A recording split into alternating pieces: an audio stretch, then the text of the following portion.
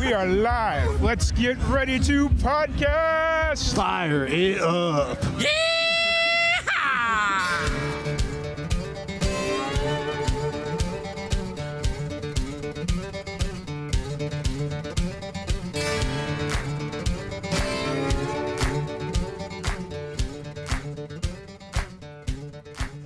So is everything starting to warm up a little bit in Nashville?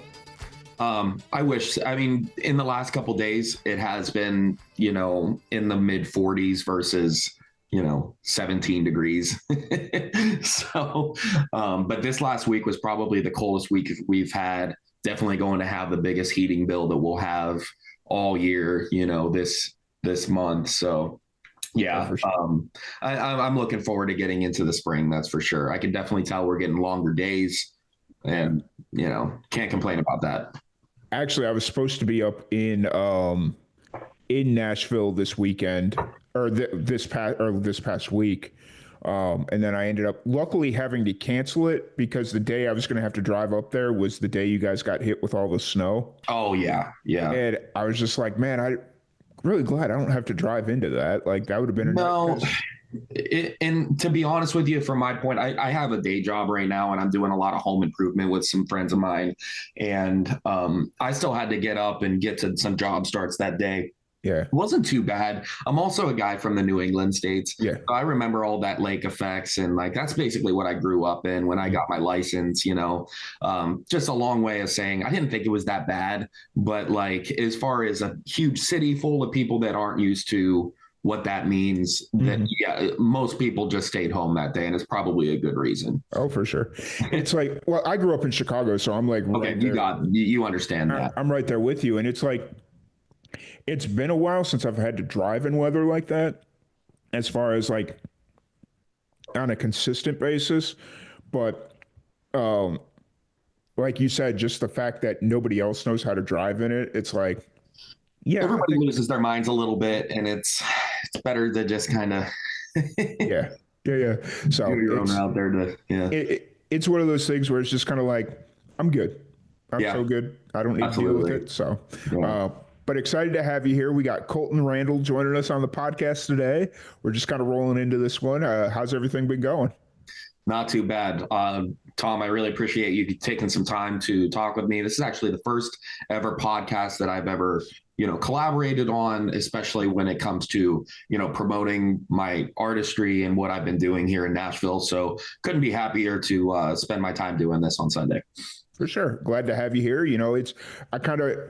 I've been doing this thing this year about just expanding myself out and like meeting new musicians, because I feel like last year we kind of got not stuck, but where it was like we were interviewing a lot of the same people over and over again, and we weren't getting a whole lot of like new artists in. Right. And so this year I wanted to make a concerted effort to be like, yes, like my friends and all them people will have on, but I also want to make sure we bring in a lot of artists that I've not met before, because you just never know. So, yeah. And I really appreciate you. I can't remember how actually that worked, if you found me on Instagram or whatever, but that was months ago. And, I was really excited to jump on that opportunity. So I'm happy I'm here. Yeah, it was I hate using the phrase doom scrolling Instagram, but that's essentially what it was. I just kind of go through and it's like, oh, this person's got really cool music. Let's reach out to them and see what's going on. So awesome. And it just so happened to be that you were in the process of, I think you were probably recording at that time, weren't you? Yeah, and it was more in the editing process. Like I said about in the beginning of all of this, I wanted to do an EP, but I decided to just release this song as a single. But this song was recorded along with a lot of the songs that I that I released over a year ago. And so I've been getting into the studio, but these songs that I've been in the studio last summer for probably won't come out until later this year. So it's just kind of a time process and, making sure the timing's right for releasing all of these new songs. For sure. And how long have you been, you're in Nashville now, but how long have you been in Nashville? I moved here in October 2022. Okay.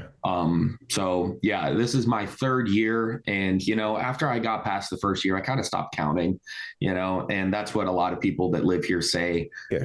You start getting involved with whatever you have to do to pay the bills or whatever you're doing. And you kind of start losing the track of the timing and how long it's been, and not in a bad way. And in fact, in a good way, it's like, this is where I live now and everything, because a lot of people were asking like, hey, how long have you even been here? Depending on what you're getting into here in this town. And they're asking because they also want to know, it's like, hey, I'm only 4 or 5 months into this town. What can you tell me, to kind of, allow me to feel a little bit more comfortable, trying to at least get a year here, because sometimes it's tough. A lot of people come here, they realize, the living expenses is a little bit out of the range of their finances or whatever it might be, and they end up thinking that Nashville isn't the place. You definitely have to come here with a little bit saved up, because to get traction, if you don't know anybody, then you're definitely going to have to eat into your savings a little bit until you get comfortable, and that growth period is definitely not easy for a lot of others. Oh yeah. It's one of those things where it's like, you've really got to be ready to like button things down and be like, okay, this is what I have, this is what I can spend a month, and don't spend anything more than that. Like, right. Like strict budgeting. Absolutely. So it's tough. You got to eat, and you got to arrange meetings and network and everything. And to network, you got to be able to, pay for those parking slips, and you got to, sometimes pay for drinks. It's just, it is the way it is. And you got to make sure that you kind of compartmentalize, for lack of a better term, just making sure that you got enough of the finances to be able to go around with all the things that you got to take care of while you're here. Mm-hmm. Yeah. And I mean, that's the one thing about Nashville that a lot of people don't realize is 9 times out of 10, if you're going somewhere, especially downtown, you're going to have to pay for parking. So you have to have that budgeted, like, and it's not always cheap, No, it's never cheap, really, and you get used to that. But again, that's why, depending on what you end up doing to kind of pay the bills and everything like that, that's why those kind of things become more important in your schedule and more important for, just your overall well-being. It's like, if I want to go out this weekend and network, then that's why I got to put in how many hours into the day job to make sure that I can actually support that. Oh yeah, for sure. And so you're originally from the New England area. That's correct. Northwestern Pennsylvania. Okay, nice.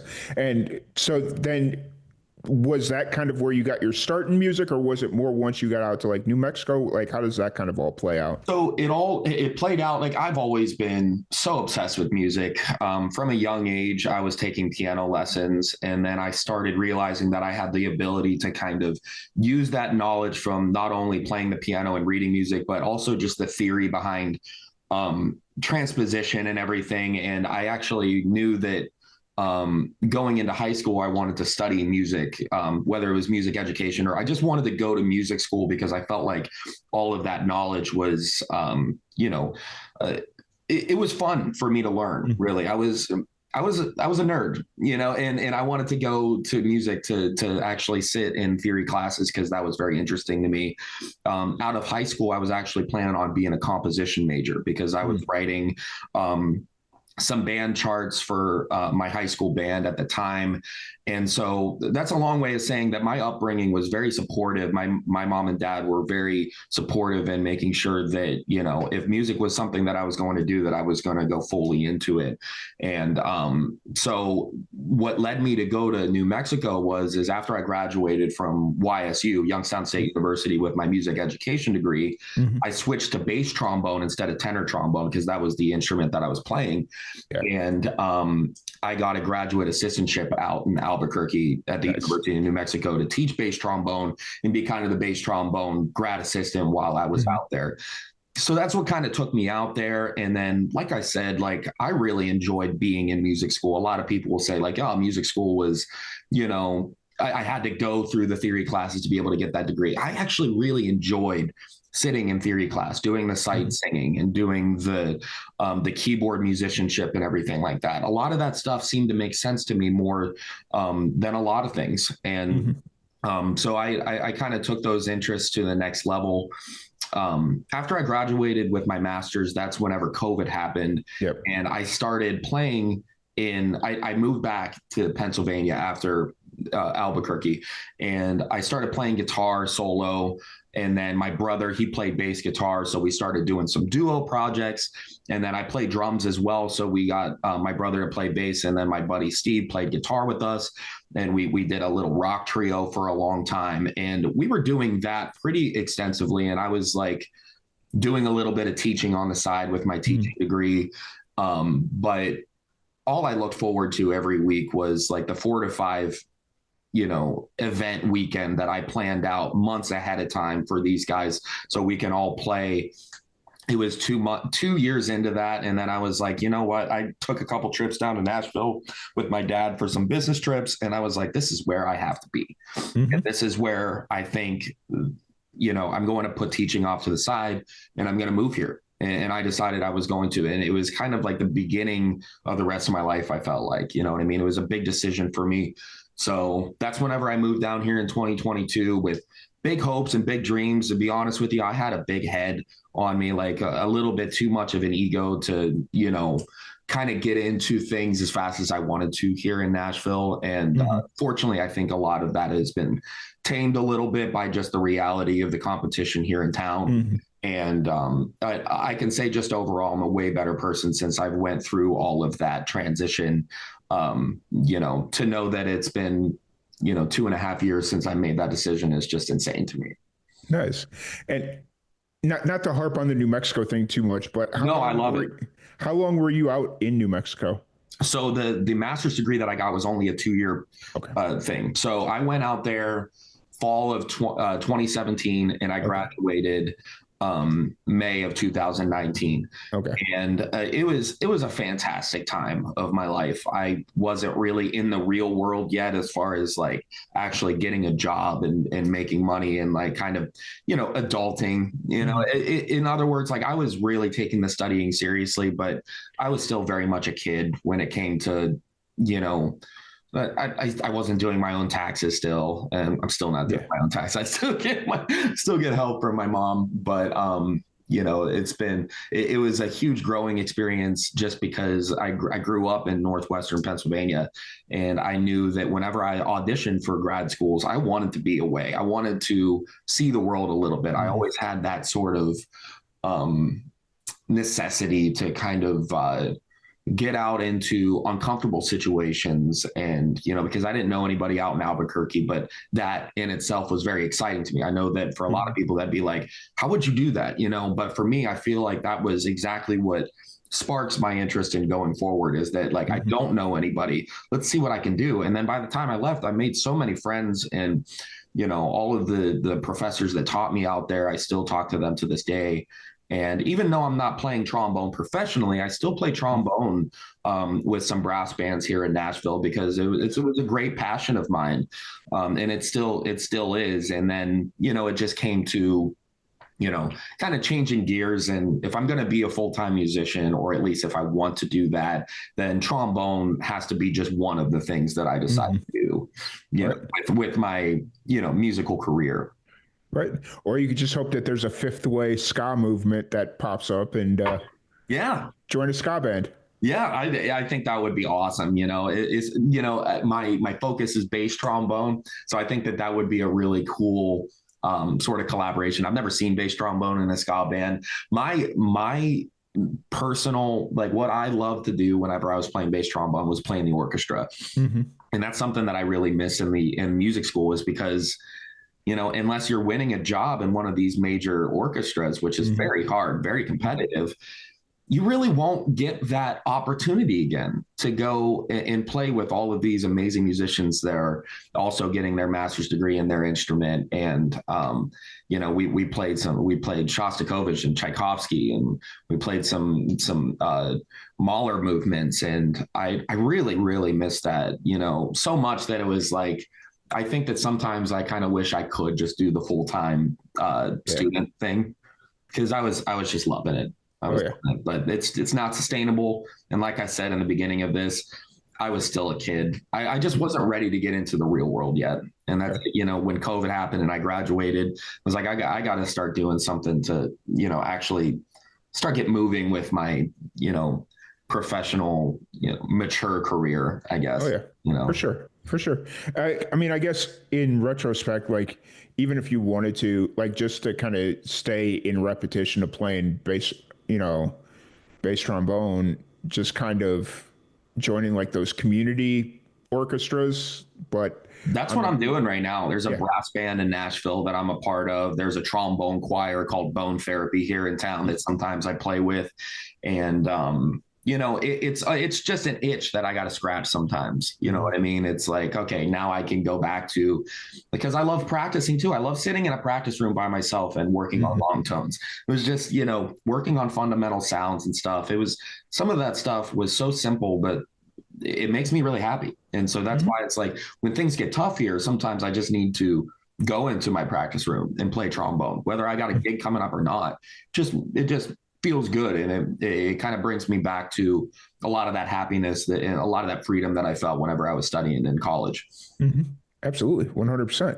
So, was it Nashville when you started like really focusing in on your own music, or was that like when you were up in Pennsylvania? That's a good question. So I didn't really write a lot. I didn't have a lot of confidence in writing lyrics, especially, but because of my background in the academic parts of music, I was I think I'm good at arranging and the chord progressions underneath. Whenever I listen to the music that influences me, it's more the sounds underneath. It's all the counterparts that necessarily aren't the most important things Mhm. to listen for that are the things that I like to listen for. Yeah.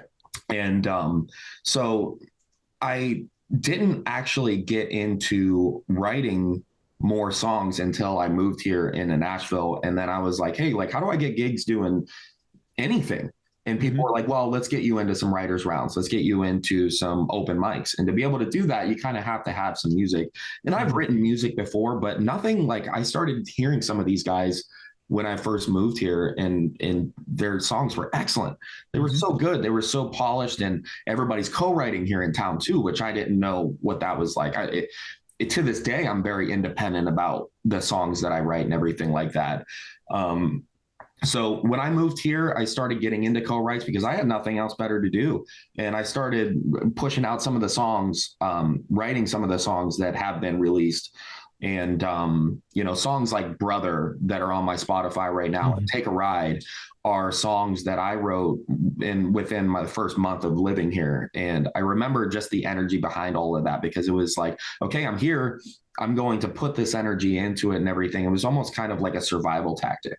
And so a lot of creativity came from that process, I feel like. Yeah, nice.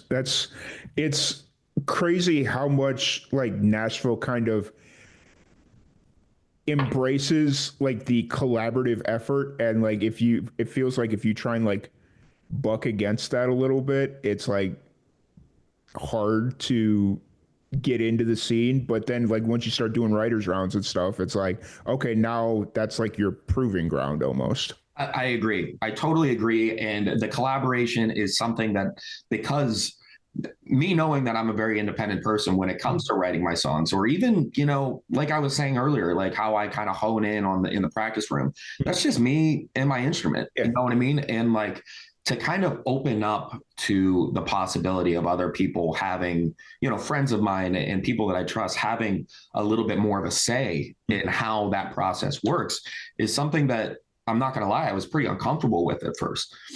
But you're right. As soon as you get into the collaboration, whether you're writing songs with other people or not, when you get booked into writers' rounds after you've shown up for their open mics, Hmm. enough times to be able to get called for those kind of things, that's when you start seeing the same people around. And then you start realizing that a lot of people aren't doing the co-writing, but they're doing other things to make sure that they are getting, pushed into the right direction and making sure that they're still rising up with everybody that they know in town. And I have a great roommate here. He's also an artist, and we just started getting a little bit more cut. I love him to death, but even with the co-writing thing, that was an uncomfortable thing for me to get started with, even with a buddy of mine that, is very close to me. And just recently we started kind of opening up and having some late night. We didn't even look at it as a co-write. We were just jamming. Yeah. Playing some covers, and it's like, oh, what was that chord progression you played from a Who song or something like that? Yeah. And it's just like, okay, well, let's make that chord minor. And then we start hearing melodies, and then all of a sudden we're coming up with lyrics and everything. It's like, those instances are what I would hope most co-writes would go like, but it's not the case, and that was here in my own home with my own roommate. Like, you schedule co-writes 2 weeks ahead of time. And that was also something that I didn't necessarily sit with very well. It's just like, I'm planning to co-write 2 Thursdays from now, but the way I write music, I have to be kind of like in a zone. And that was like, how am I going to just wake up on that Thursday 2 weeks from now and just be prepared to be creative and to be prepared to not only be creative, but be creative and be open to that sort of, it's almost a little discourse too, because it's like, okay, so are we writing for me? Are we writing for you? Or are we just going to write and see who it, you know what I mean? And then you're wondering like, okay, I put a lot of time and effort into this. And then I realized, oh, this isn't even going to be my own artist song. Yeah.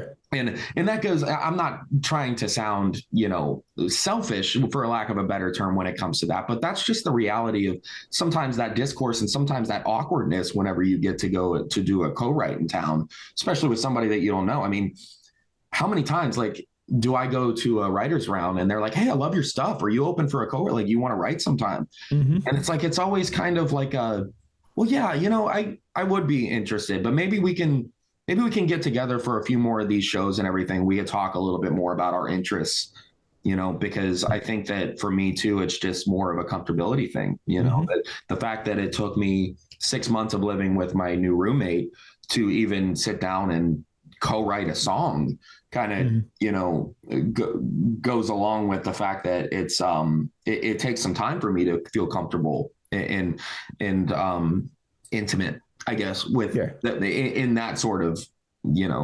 technology. But what 100%, it's one of those things where it's like, and I think that's kind of why you see people like they'll co-write with anyone, but there's always those like that comfortable group that you'll kind of always see like, oh, I've got to co-write with my friends. And it's just like, it's the same people because they're comfortable, because songwriting is a very vulnerable situation and just kind of like a mindset that you have to kind of be in. So unless you're just comfortable with anyone and everyone knowing your business, it's not always that easy. Yeah, I totally agree. And then you get into those situations where it's like, hey, you want to co-write with me and my friends? We have like 4 or 5 people already. So I'd be the 6th person in a room. Yeah.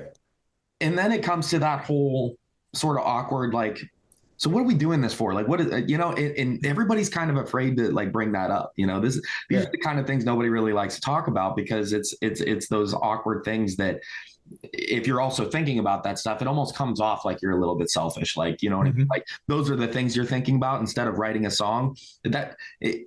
I'm the kind of person that will totally take it upon myself to realize that I still have a lot to learn. You know what I mean? Like, getting in a room with 5 other people and not asking those questions, I guess, is really what I need to, sometimes get over. And then like, cause maybe we come up with a great song, and then the guy that ends up taking that into a song, maybe he cuts it with another artist, and then it blows up, and then you were in that room, and then you know what I mean? You get the credit for the writing. Yeah. So that's really how it works. It's just,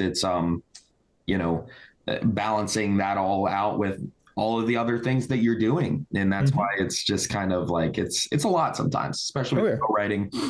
But like I said, I've been doing a lot of that independently, and it's been pretty good. But I realize, like I said in the beginning, the lyrics is the part of it where I could use some help. I feel like I have good conceptual ideas in my head, but to put them on paper and to put it into a poem phrase, like a musical way, really, words, that's a challenge for me, because with my instrumental background, like I said, when I hear a lot of the influences that I like to listen to, the lyrics are important. Sometimes I'm like, wow, those are great lyrics. But when I'm getting into a song for the first time, that's not what I'm hearing right off the bat. Hmm. It's the melody and how it locks in with the harmonics underneath and what kind of chord progressions they're choosing.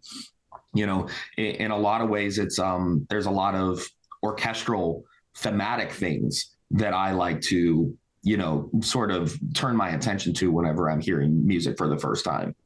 Oh yeah, for sure, for sure. And like you touched on some stuff that's always kind of confused me and concerned me about writers rounds. Is like I feel like everybody's just kind of trying to take their chance of a song like hitting it big and just being able to say I was in the room to get the credit. Right. And it's like I get it, like having the group collaborative effort is like you never know what's going to come from it, so that there's that definite benefit. But it's also, I don't know, like it's like you mentioning about like the credits and not knowing what the intent of the right is. So it's like that's the one thing that's always gotten me. It's like I would want like very clear like dynamics of like, okay, we're coming in. I've got this idea.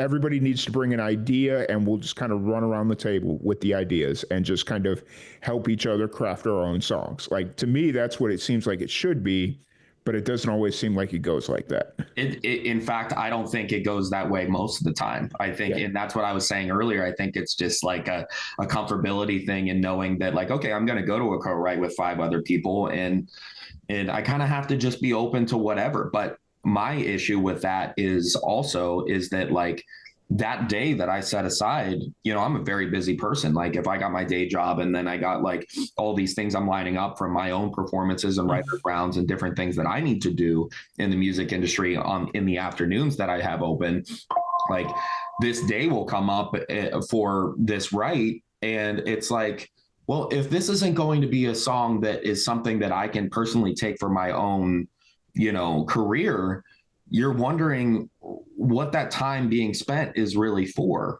Mm-hmm. and if it's like you leave there and it's like, well, that was scheduled for 2 weeks and I put off all this other things to be here and everything. And to know that if, if I was just co-writing a song for somebody else, I would hope that it at least did a little bit of something so that I can get a little bit of long-term credit for it.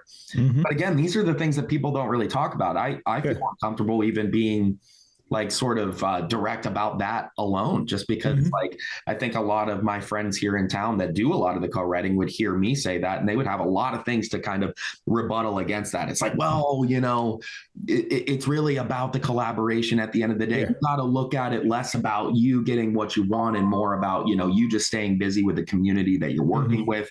There's a lot of truth to that. Yeah. But again, I'm a 100%. very busy guy. I got to make sure that the things that I'm putting off and making sure that I'm scheduling for are things that I can actually carry on with and Mm-hmm. actually sort of build upon on my own Okay. terms sometimes. Yeah, because it's like, yes, keeping yourself busy in the community, that's important, and collaborating with new people and meeting new people and all that stuff. Yes, 100%.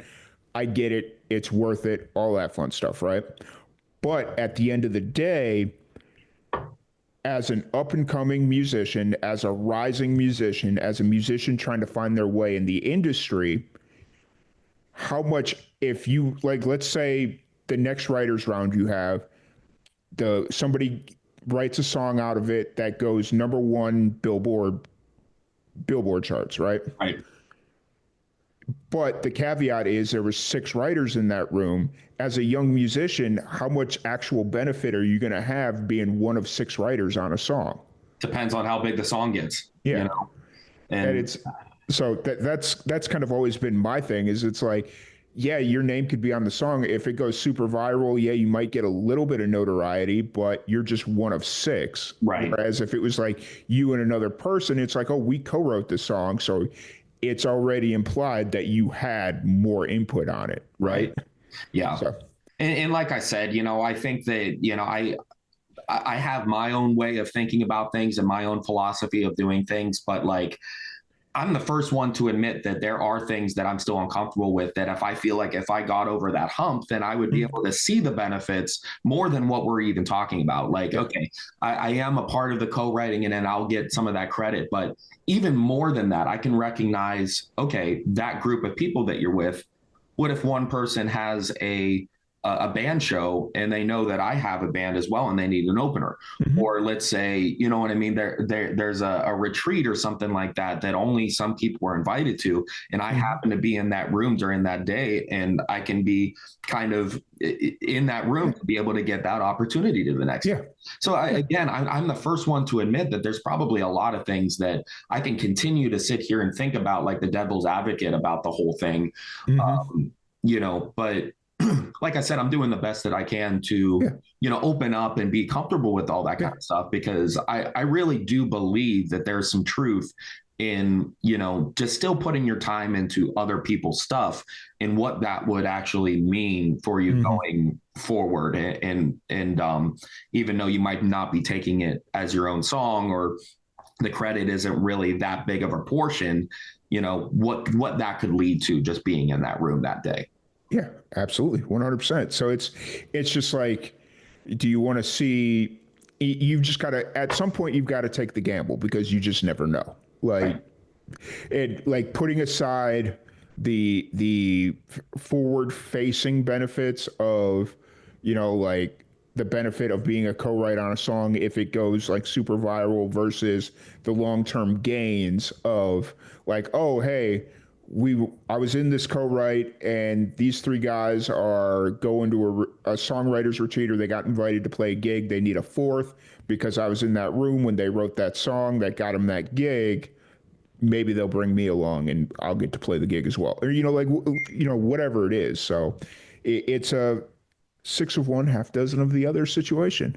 So Yeah, absolutely. Yeah, yeah. it's one of those things. And yeah, like I said, I think that a lot of my co-writing friends that do nothing but write in this town would have a lot of things to say to sort of my negative, my initial negative input about, Mm. that kind of stuff. And I don't think negative is even the right word. It's skeptical. It's a little bit more management. It's like, I think that if I didn't have a full-time like sort of day job going on and I had all the time in the world, I'd probably be looking for opportunities to do that. Yeah. And there are a lot of people here in town that they have the means to be able to not have a full-time job for whatever reason, you know what I mean? And I'm not like that's not the, the discussion or the conversation I'm having. It's just that the reality is there's a lot of people in town that all they do is write, and they plan ahead for these kind of things, and that is their thing that they do Mm-hmm. day in and day out. They don't necessarily have, an extensive hourly thing that they have to, attend to every day to, pay the bills for Mm-hmm. whatever means and whatever, whatever situation they're currently in. Oh yeah, for sure, for sure. So, kind of looking at you and your music and moving forward, I know you'd mentioned you got some new music coming out here Mm-hmm. later this week. Just this Friday. Yeah, Yep. this Friday. What's kind of the story behind this music? What can you tell us about it? So this song is called Push, and Push is something that I've been sitting on for a long time. Like I said, it was recorded a while ago with the other songs that I already released out into the world over a year ago, or not quite a year ago. But Push is about whenever I felt sort of stuck Mm-hmm. in a lot of the things that we're talking about, just kind of being confused about what I have philosophies and individual sort of meanings about, and what the reality of the town is, and what I need to be able to adjust and be open to. And Push is just about that confusing sort of episode in your life where, okay, I'm just kind of hearing a lot of things all at the same time, and a lot of different people are telling me their own philosophies and everything like that. And sometimes it could be so overwhelming that even if I know what would be best for me to move forward, sometimes I need a little push in the right direction, even if it's not the direction that I was currently looking at. And at least that's something that I would have the support from the people that are pushing me in that direction, and just having the faith that would actually turn into something that would not only bring me happiness, but, you know, kind of check off some things off my checklist as far as, you know, how I want to move forward in the music industry.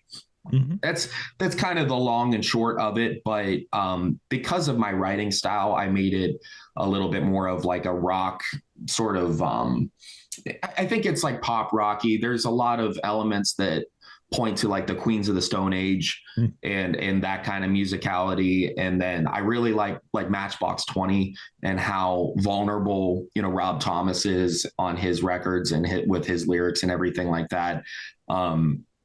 I feel like as an artist, I'm one of the ones that am not afraid to say some of the more cringy lyrical contents that people are kind of straying away from because they're worried that it might not really reach a positive audience. But that's okay because, I mean, I listen to Matchbox 20 when I feel sad and it makes me feel good. You know, and so I think that that's the kind of vibe that I'd like to put out there. But lyrically and kind of conceptually, that's kind of what I was thinking whenever I wrote and produced Push. Nice. And how long has this song kind of been sitting in your back pocket? Oh, so it's been because of life and all the things that are happening, you know, it's been in the editing stage for probably over 8 or 9 months, because I liked, so here's the thing about the records that I've already put out is most of it was instrumentally tracked by me, because I have a lot of background in playing drums and I play guitar, and then I could probably pick up the bass and play the bass part and everything. And just like my overall sort of producer mindset to the project, unlike a lot of people that go to the studio and hire a lot of people to kind of do that and to communicate what they want from it, I want to go in the studio with basically just me and another guy that can record the guitar parts, you know, because I'm not a very good lead guitar player, to go in and record the whole song, just the two of us. And then I actually got my brother to come down and track the bass part for it last summer. And by then it was already a 4 or 5 month, you know, into a project. I didn't really like my bass part and he was already coming down to record some of the new songs that I'm working on. So I was like, hey, can we open up Push again? It was in a totally different studio too. Can we open up Push again? And Devin's here, my brother, and let's just record the bass part while he's here. And so we actually locked in his bass part too. And also that goes a long way too, just knowing that my brother is going to be on the record, and he's back in Pennsylvania. And you know what I mean? That could be like a really cool conversation for him to have whenever he's back and doing what he's doing back in Pennsylvania. So that's to answer your question. It's been a long time because I'll sit on it and then I realize, okay, I want to go back and do some more vocals because I have the time to do it, you know, and I'm releasing other music during that. And then other things happen. And then we didn't look at the song for a long time and didn't edit it. Devin came down, he recorded the bass. And then after that, that's when we were really looking at editing the final product. And so it's been a long time since I've been wanting to release this song. And, there's a lot of good things about the reality of that. The good thing is I've gotten a lot of overdubbing happening and to really clean up the record that I've been working on for a long time. The other thing is man, it doesn't have that sort of fresh, like the vocals that I'm hearing in this song is something that I don't even remember like who I was then, you know, and it was only a year ago whenever I recorded all of that stuff. But still, with that being said, you know, it's just kind of interesting. I'm finally releasing something that I've been listening to for over a year, you know. It's one of those things where it's like you listen to it so much where you kind of get tired of it, and that it's like you're hearing things that aren't actually there because you're so used to hearing it one way, and then it's like you almost have to take that break, whether it's a month, 2 months, and just like not give it the time of day so you can kind of try and come in with a fresh perspective. And Correct. I think that was probably the smartest thing you did. Otherwise, you'd probably still be working on the song. Like you'd Well, still. and at some point you just have to stop working on it, Mhm. because you're exactly right. The more you sit on it and the more you listen to it, the more you hear. And then it's like, well, I could get back in the studio and pay more money to get back and get that time and everything like that. But what is that really going to do Mhm. other than to just like, I think the better thing to think about is whatever you want to do to this song that I still want to do to push, even though it's being Yeah. released on Friday, Mhm. take what I want to do and put it into newer projects so that Mhm. I can it's not exact, obviously. It's like things that I could be thinking of is like maybe like a little vocal, harmony or something like that. Obviously, I wouldn't be able to put a vocal harmony that's supposed to be in push in my new songs, but you Mhm. understand what I'm saying? It's like kind Yeah. of getting into the newer stuff and kind of fulfilling the things that you didn't get to do before the last song was released, but actually doing in a new one. So yeah, I think there's a lot of truth to that. And a lot of artists would agree, it's like, where do you find that line to stop working on it and just say, hey, these people that are about to hear it on Friday, they haven't heard it at Yep. all. Yep. They haven't heard it like I have. So like, you kind of have to almost look at it from a fresh perspective. And that going forward and recording some new songs, that's what I'm looking forward to as well, is like, okay, what can I do efficiently to make this the best product I can, but will also give me a sense of peace knowing that, okay, even though I might not be able to put all of my money and all of the things, into this one song, I can know that that was more of a building block in building my fan base, or like just kind of like just releasing music is a great experience for me because I'm learning something every single time, not even just in the production standpoint, but also in the promotion standpoint. Mhm. What did I do differently? What do I need to do on social media to be able to get people to hear this stuff? So it's like, and the whole money part of it is a huge thing too. It's just like, obviously if I had way more money, I would love Mhm. to just not even release push and just Yeah. do it all over again in a better studio and with better, you know what I mean? Maybe I wouldn't do all of the instruments because at the end of the day, this is something that I like to do because I'm prideful of it, to be able Mhm. to record most of the instruments. But I'm really just like, I love Dave Grohl and I love Paul McCartney and I love those guys that mixed entire records by themselves. I think that that was super impressive. And knowing that I was a multi-instrumentalist, that's something that I wanted to actually prove to myself and everybody that I can do. But going forward, if I'm going to get a better product, I'm going to have to just, get a better drummer behind the set, get a better, you know what I mean? And to get a really, really clean product that will make me feel even more proud of the product than if I were going to go in there and do it all most myself. 100%. It's one of those things where it's like you have to, as a musician, decide, okay, are the changes that I'm making technical changes that are based on actual fact, like it hurts the listening experience, Right. or is it stylistic and these are just things that I want to be doing? Like I've listened to plenty of songs where they release a song that, in my opinion, probably wasn't ready from a technical aspect because they'll put like a limiter on something and it's doing weird shit with the levels, doing like a fluctuation thing that's very annoying to listen to. Mm-hmm. Eh, but then you also have like, did they really need the third harmony on the second chorus? So. Yeah. No, you're right. It's like, are these things that are very technical, are they kind of like scratching the itch in your own head? Or is it something that like, the people are going to hear what we got, and I can always throw the things that I'm thinking of conceptually into the next project. You know what I mean? Like, and hopefully that's something that my fans and the people that back home that are supporting me will be able to hear. It's like, okay, like we can hear your first couple songs. They were good, but obviously like you kept learning as you kept recording more and releasing more music. And Mhm. that's what I want people to realize. I don't want to come off as the artist that knew exactly what to do right off the bat. Right. I'm not Nirvana, or I'm trying to think of a better group that released a record and it was just amazing right off the bat. Like maybe Stone Temple Pilots with Core.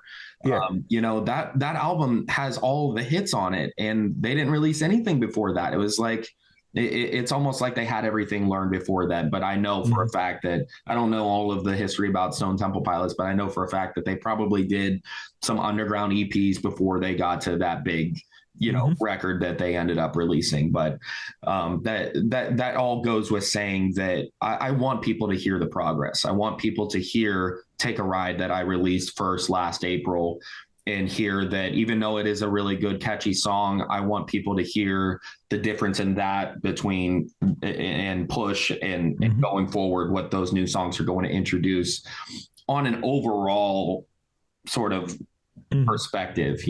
Technically, all of those things are really just things that I need to kind of get over, because those are the things that I want to be able to actually implicate into the next songs that I decide to release. 100%. 100%. So kind of looking forward, obviously you got your new single dropping on Friday. How often are you playing shows right now? Or is that kind of not your focus? Is your focus more recording? I for a long time, it was focusing more on recording. And in fact, the recording studio that I recorded a lot of these songs at, they hired me to be a session drummer for a couple projects, which was a lot of fun. And so for a long time before I even got my day job, that's what I was doing. I was doing a lot of like session work just for like some, independent studio guys, which was awesome. It made me feel like I was actually doing some really cool behind the scenes things here in Nashville. Like a lot of people coming in from out of town, like, hey, where are you playing? And it's like, well, the thing is I'm really busy, but the things that I'm doing, it's not something that you can really come to. It's like I'm, making money, and I'm building relationships and moving in the music industry by doing all the behind the scenes and the production and getting into the studio and stuff.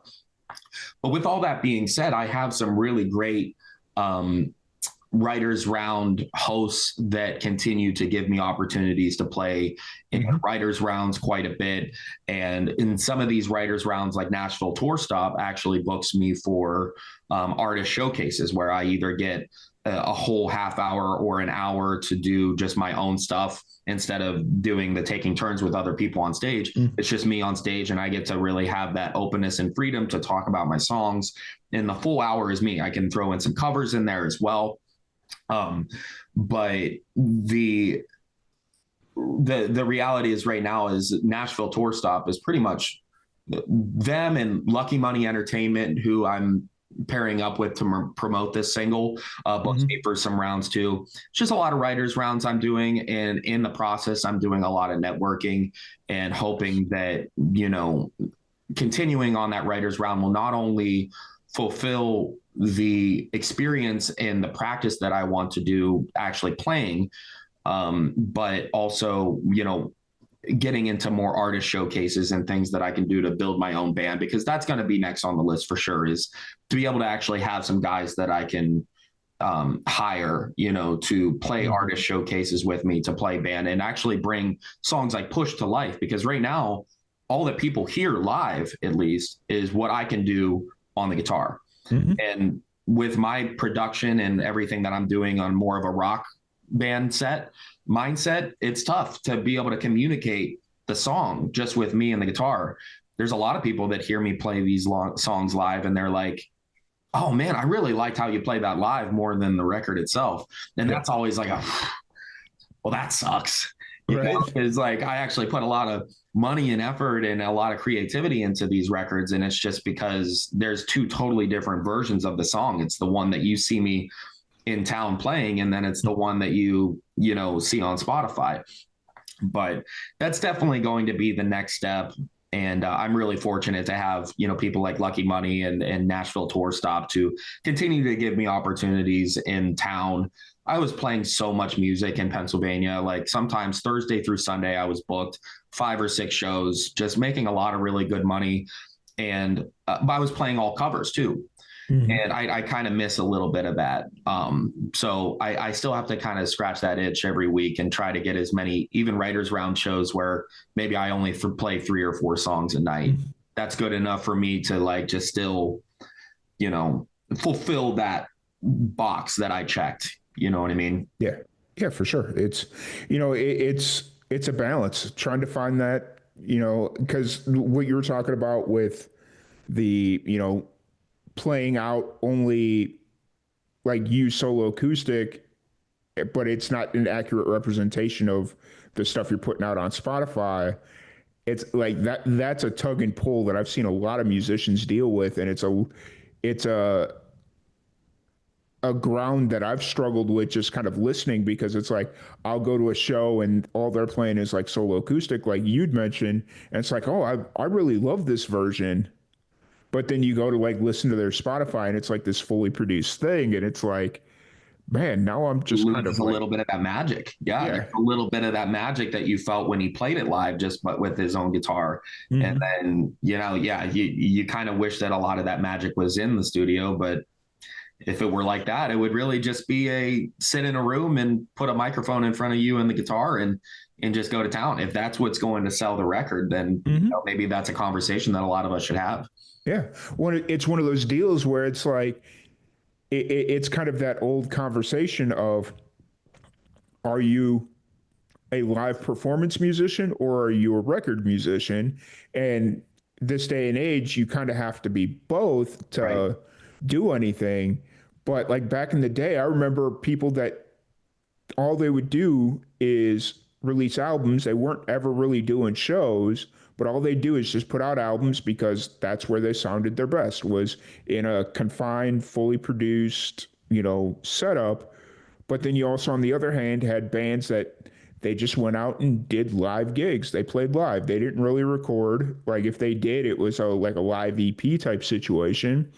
But other than that, I think there's a very strong difference, and I think the music industry needs to kind of like go back to some of those roots. You bring up a huge point because there's a lot of people, and for a while I thought I was just going to be releasing music and not really getting to play a lot of the live shows, and that was Mhm. okay to me because like we're saying, it's like what you're going to get out of the live shows isn't what you're going to hear out of it. Or if you're Mhm. if you're a live band and you're not recording, it's like, well, where are your records at? Where can Mhm. I listen to your music? It's like you kind of have to have both to be able to move forward. And it's like for Mhm. me, if I'm going to be producing stuff that I really feel proud of that has a full band setup, it's like, okay, well, that means that people here in town need to be able to remember seeing me live with a band.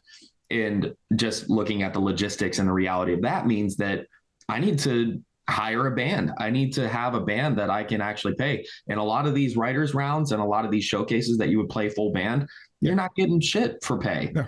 No. You just don't make any money. And so like I'm basically digging into my own pockets to pay my band, you know what I mean? Just so that people have that sort of not illusion, but that, that reality that oh, okay, this is actually what you're going to hear on the record, to Hmm. have that sort of expectation.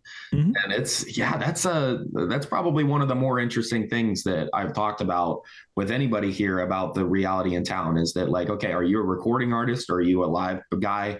And where's that bridge in between? Hmm. Because if Absolutely. you're at a live show and you're playing just by yourself with the guitar, it's like, all right, I'm gonna play this song. This song is called Push. The song's gonna be out on all platforms and everything, and you play Yeah. it for them, and they're getting into it, and they're really a big fan of like that solo sound. And then they hear the record, and it's got a whole bunch of drenched, distorted guitars, and a lot of stuff that I also feel very strongly about. And they're like, this Hmm. isn't really what I listen for, And so for me personally, I would really like to, in a perfect world, have a band Hmm. because I feel great about my records. I love playing live, but the records is the thing that I really want to kind of shine a light on and invest Hmm. more into. It's the records that I listen to with my favorite bands. Like I love going to live shows, but it doesn't beat the feeling that I get whenever I go front to back on a record that I just heard. And I was like, how did they do that? And the appreciation that I have for the studio work far outweighs the appreciation that I have for live performances. Mm-hmm. Yeah, 100%. 100% get it. It's a hard conversation to have. It's a real conversation because it's like, especially on the independent level, you don't necessarily get the pay that you should to bring out a live band every time or like a full band every time.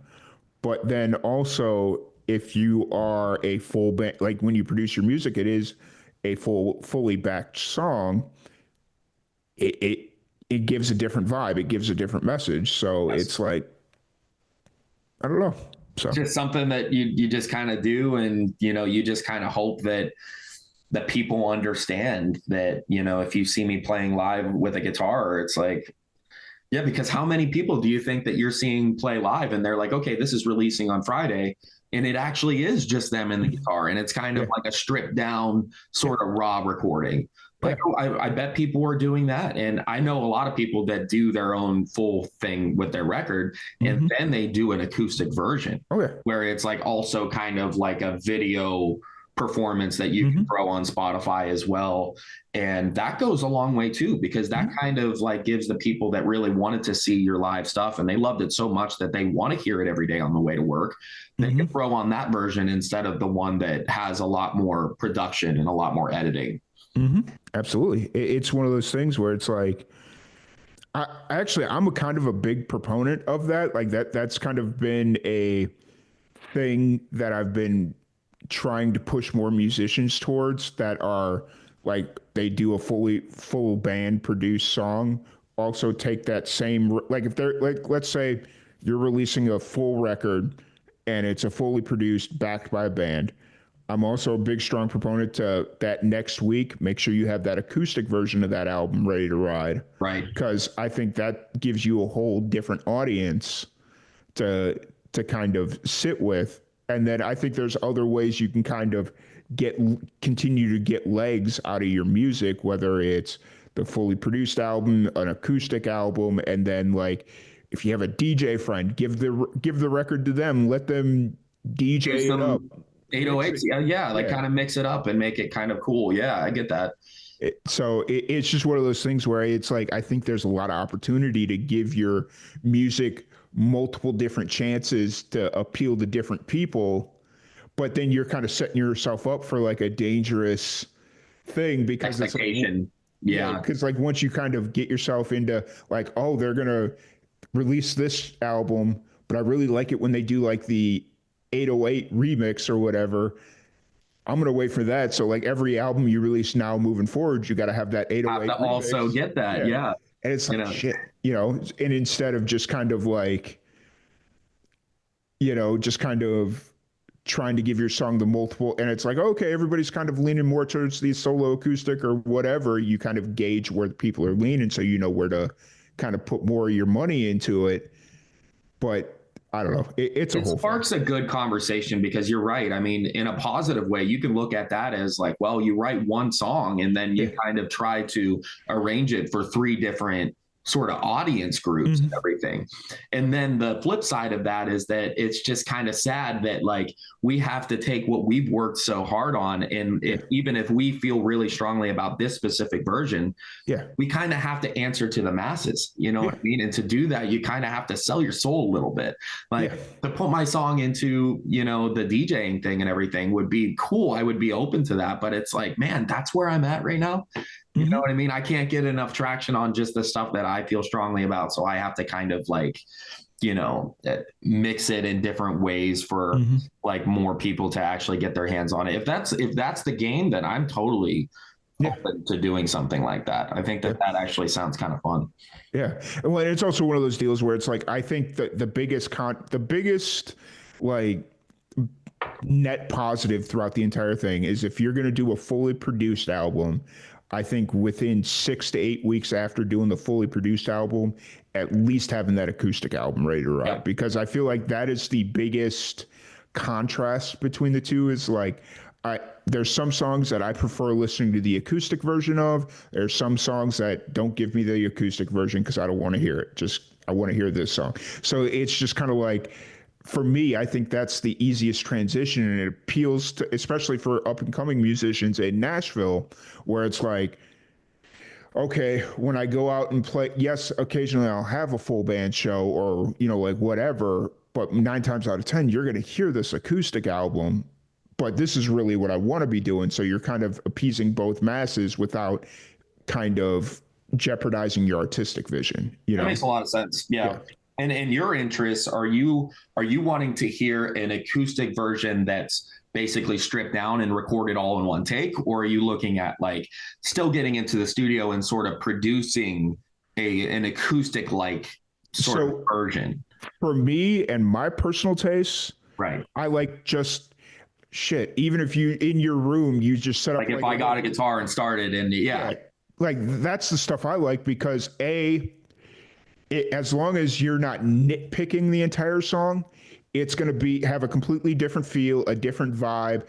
And even if you miss a chorus or miss something, it's its own unique thing and it's all within the moment. Whereas if you're going into the studio, yes, I get like, and still making it acoustic, but it's still got a produced feel. Like I love like a live feeling. Like that's how we got our start. That's how Live and Amplified started, was we were doing live one takes. Like you had a take, and unless you like completely butchered something, you weren't getting another take. Like you got one take, that's it.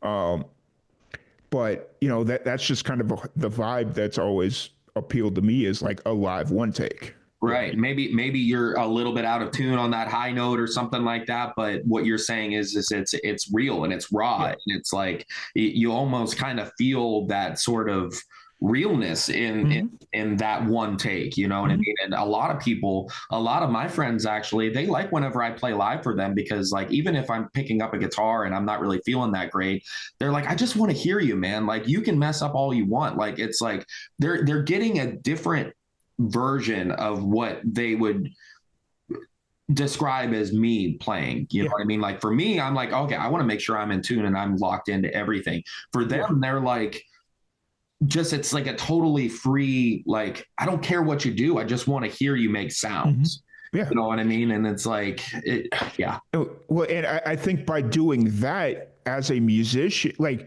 opening yourself up to that idea and just kind of, being open to the idea of just like playing a song, recording it, and letting it be, I feel like you kind of learn like in your head, you have like a certain like speed that you want everything to go, or a certain cadence.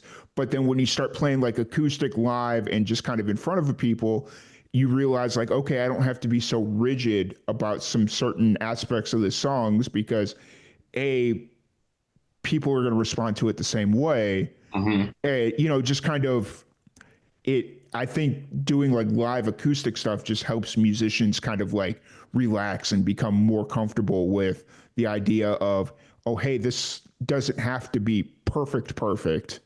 It's just kind of like, okay, let's let it go. And it is what it is, It's diving into the reality that nothing will ever be perfect. You know what I mean? So you might as well just be your real authentic self, and all of the things that fall underneath that authentic umbrella is what you're going to get. And a lot of people, they love that shit, and I do too. You know what I mean? I do too. I think that's cool. And the great thing about doing those stripped down acoustic versions is like you can get a videographer and like kind of tape a really professional recording of that take, and that could go miles too, as far as just having not only a raw one take audioly, but you also have the visuals showing that, oh, it was all one take, and it's professional looking. Like I have some behind the scenes footage of whenever I was doing Push and all of my other songs in the studio, and me recording all the instruments, and people like that on my TikTok and Instagram and everything like that. But it's not showing the entire, you can't show the 7-hour session all in one film. You know what I mean? It's like, so there's a lot to be said with the point that you're making, that like, okay, like you get a good videographer in there and you get one take and it's just you and the acoustic guitar. That's real, and I think in today's world, I think that people are just starving for real shit. Absolutely. And it's, that's kind of funny you bring this up. So I'm working on a documentary right now that I shot seven back in 2017 out in New Mexico. Cool. We had a band that came out in like maybe it was early 2017 or late 2016. I don't remember exactly when they came out. We did a live one take. They were a punk band. Okay. They're like a straight up punk band. We recorded them in my buddy's warehouse thing. It's not a garage, but it's a more of like a warehouse. Um, and we recorded them, whatever. We released their stuff, and they came up to us, was like, "Hey, want to do this documentary? Cool." So some things happened. I was told to cancel the documentary, don't produce it, all that stuff. And here I am 7 years later. It's like, you know what? Fuck all this. I'm gonna just do it because it was my money that went into it, not theirs. So, Right. um, so I just started working on it, and I sent it to a friend of mine, and she was like, "Hey, that song, that's like really good quality. I was expecting them to have just like garage music." And I was like, Sure. "Well, funny thing is we did record that in a garage, and it's a one take." And she's like, "No shit." Like, it's like, I don't know. It's cool. Like I like it. And Awesome. Especially when you have that surprising conversation. It's like, mhm, wait, that was done in one take in a yeah, garage? yeah. Like that's awesome. Yeah. And so it's just kind of like I think especially nowadays with the um kind of equipment that's out there, like you can get good sounding stuff as long as you know like the basic of acoustics and how to kind of manage the acoustics. Hmm. You can get really good sounding stuff. Like I'll probably invite like 10 musicians over this year and we'll probably just do like acoustic live stuff in my living room sitting back over here, and it's not acoustically treated, but because I know, okay, the floor reverbs like crazy, so we're going to lay down a carpet and we're just going to Right. throw them up and it'll be sounding good. um so like That's awesome. I think just like if you have like the basic knowledge of acoustics, you can get a good sound anywhere, and I that believe kind of that. that kind of plays into the live aspect of things. I So, think so. Yeah, absolutely.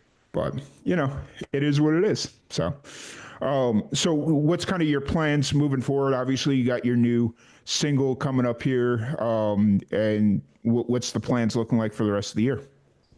So I have two more songs that I recorded this last summer at the 515 studio here in Nashville, right on Music Row. And the same engineer who did all of the last five songs, including Push, is the same engineer. His name is Andrew Thomas, and he did these two new songs. And in these two new songs, my brother was actually here for that. That was the Nice. one where he came down and was like, "Oh, can you also do Push since you're also doing these two songs?" So those two songs are totally mixed. I'm looking forward to editing those further and getting those released. Since it's the end of February, let's say beginning of March, Push is coming out. I'll probably do another one, maybe mid-April, and then Hmm. another one maybe beginning of June or something like that. By that time, I would like to get into the studio to start, getting some more songs done. Me and my roommate have been doing some just off the wall co-writing stuff, like just Nice. late night just jams that have turned into me finding like a centralized idea about some of these songs actually being able to be something. Hmm. And so that's a very exciting time too. And, to be honest with you, I don't have another song fully ready to get into the studio right now, but like by the end of this week, I would like to have at least one. So Nice. you're kind of catching me in a very creative time where I'm like really looking forward to getting some more lyrics written and to dive into a little bit more of making sure that the music is arranged the right way that I want. And so when I'm releasing over this summer with the two songs that I have, even after Push, I would Hmm. like to, get into the studio and start recording maybe two or three more. And then that way I Nice. can just keep the releases coming. I Hmm. think that after talking to a lot of musicians in town and also just knowing that I still don't have the fan base that I really want to be proud of right now, I want to just continue to releasing singles and see if that's going to just gain a little bit more traction and everything. And I Hmm. think that that's also a really truthful thing about if you want to stay consistent as a recording artist, Hmm. instead of releasing an EP that has 7 songs on it in one day, Yeah. just release those 7 songs every 2 or 3 Yeah. months, and that'll take you into 2 years from now. You Right. know what I mean? And so like I'm kind of thinking that might be my philosophy right now. Now, if I had all the money in the world and all the time and the resources, I would love to get an album written, and so I could get into the studio and do that. So Yeah. that's kind of my plan going forward. Absolutely. Because, like even recently, I've been a strong proponent of like the idea of doing 7 releases with a smaller like promotional budget behind it Right. versus put like, let's say this would be a very small promotional budget, but I feel like it's very on par with a lot of like up and coming musicians. Like, let's say you got 7 songs and you've got like $140 promotional budget. Like that's $20 a song. So I'm of the mindset that a $20 per song, just kind of releasing it every time to promote, like whether you're promoting it through Facebook or Instagram or whatever, like boosting a post or whatever is going to have more long-term benefit than if you were to take the $140 and put it all in one ad run. You get what I'm saying? I do. So it's, I think long-term gains, singles is the best place to go, and kind of keeping that consistency, because it's not the same as it used to be where radios are going to keep playing the same song for 6 months. Like, I'm pretty sure nowadays radio, it's like after 6 weeks, they're already on to the next You're already thing. on to the next trending thing. Of course, that is how it is. Yeah. So, it's one of those things where the industry is not like it used to be, and you have to have that new music out every 4, 6, 8 weeks. So you bring up a good point, because right now I'm working with Lucky Money Entertainment here in town, and whenever, because I'm doing like a Spotify playlisting campaign for them, I'm throwing some money into that to make sure that it's actually getting into the right listeners' hands and everything. And their philosophy is the more Spotify streams that you have, the more serious that people will basically take you whenever they're looking at your EPK or like trying to book you for like bigger, things. And so with that mindset, and also knowing that, and you probably know this, but when you pitch an EP or an album to Spotify, you can only pitch one song at a time. So let's say you do have a 7-song EP coming out, you can only really pitch one song out of that, whether it's a single or not, to get all of the algorithmic play out of it, if that makes sense. And so those 6 other songs just have to be out of the faith of your fans to be able to get all of that play. You know what I mean? And so for somebody like me or a lot of the artists here in town, the releasing singles is a great way to utilize the fact that Spotify is only pitching one song at a time. And also, that would take you further. Instead of doing 7 songs at once, do one song now, wait 2 months, do another song. And then meanwhile, you got all that time while you're releasing singles every couple months to get in the studio and keep doing it.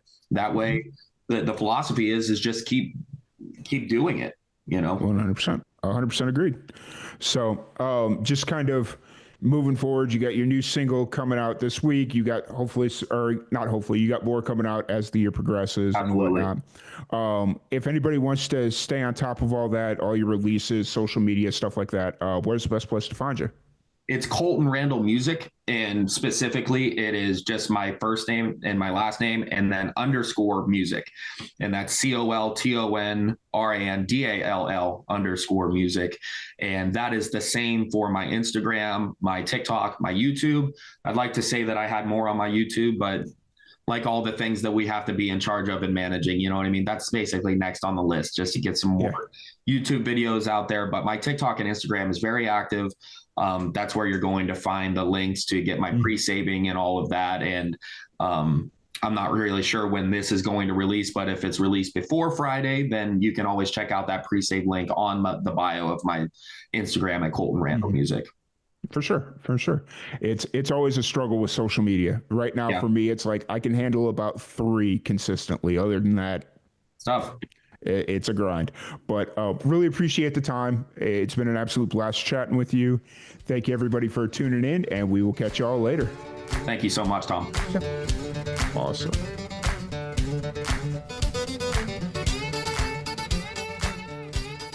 Thank you so much for joining us on today's episode of Live and Amplified's Indie Fusion podcast.